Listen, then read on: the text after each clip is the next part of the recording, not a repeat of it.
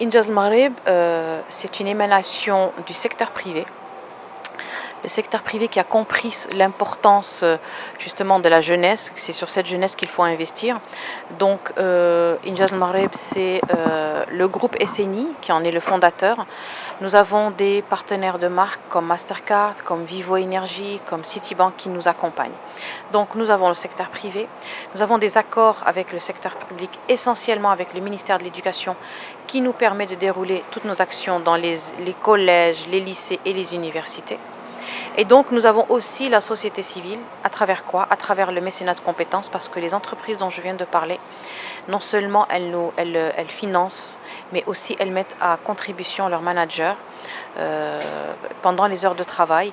Et c'est ce mécénat de compétences qui est spécifique aujourd'hui à l'association de Injaz Maghreb, parce que nous nous basons sur des bénévoles, sur des managers qui vont rencontrer les jeunes et on leur parle, on leur explique, on les inspire autour de l'entrepreneuriat social à travers 3 sujets, à travers l'humain. C'est le jeune qui est au centre de nos programmes et c'est le potentiel de ces jeunes. À travers l'innovation, parce que pour pouvoir les pousser à créer des entreprises, et essentiellement des entreprises sociales et solidaires, il y a tout un processus d'innovation, c'est ce que permet nos programmes. Et le 3e axe, c'est l'inspiration. C'est comment inspirer ces jeunes. Eh bien, ces jeunes, nous les inspirons en allant chercher autour de nous des modèles marocains, des rôles modèles, des jeunes qui ont réussi ou des moins jeunes, pour donner envie et pour que ces jeunes se voient et se retrouvent en ces modèles-là. D'un moment, est-ce que vous ne pensez pas exporter ce modèle vers l'Afrique?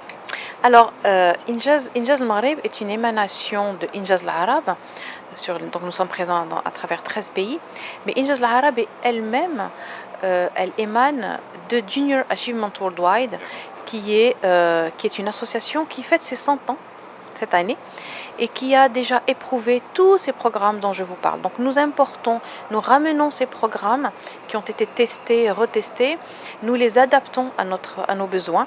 Et donc nous sommes déjà, sachez que le GA sont présents dans plus de 100 pays et il y a GA Afrique justement, au Gabon, je sais qu'ils sont très actifs. Voilà. Pouvez-vous nous parler de la thématique de ce forum? Alors, ce forum-là, ce que j'ai beaucoup apprécié, c'est justement, c'est un forum qui fait le lien entre le dernier discours du roi qui a parlé justement de la jeunesse, de la jeunesse africaine. Bon, bien sûr, moi je parle de la jeunesse marocaine. Cette jeunesse qui a un potentiel énorme, cette jeunesse moi qui la vois au quotidien, ils ont un potentiel de créativité insoupçonnable. Et l'objectif d'aujourd'hui, c'était aussi de dire, ok, comment est-ce que nous pouvons nous prendre en main dans nos pays? Eh bien, nous prendre en main quand on a la chance d'avoir autant de jeunes. Donc la jeunesse africaine, la jeunesse marocaine, elle est beaucoup regardée parce que c'est notre fer de lance. Et le thème d'aujourd'hui, c'est comment faire de l'entreprise, l'entrepreneuriat social et solidaire, un nouveau levier de développement.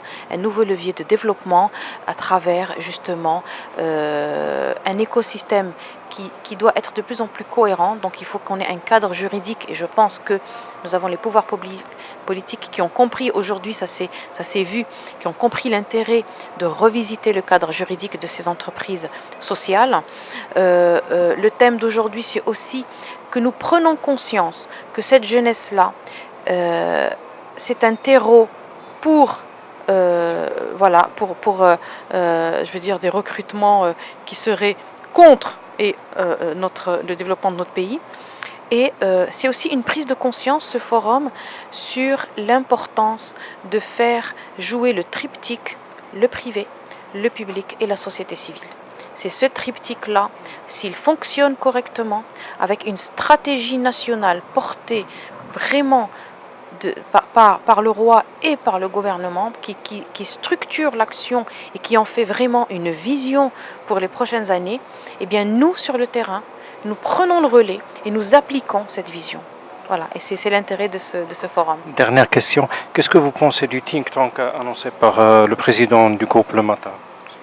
Écoutez, un think tank, c'est toujours un espace précieux dans lequel nous réfléchissons, dans lequel nous essayons d'apporter des solutions.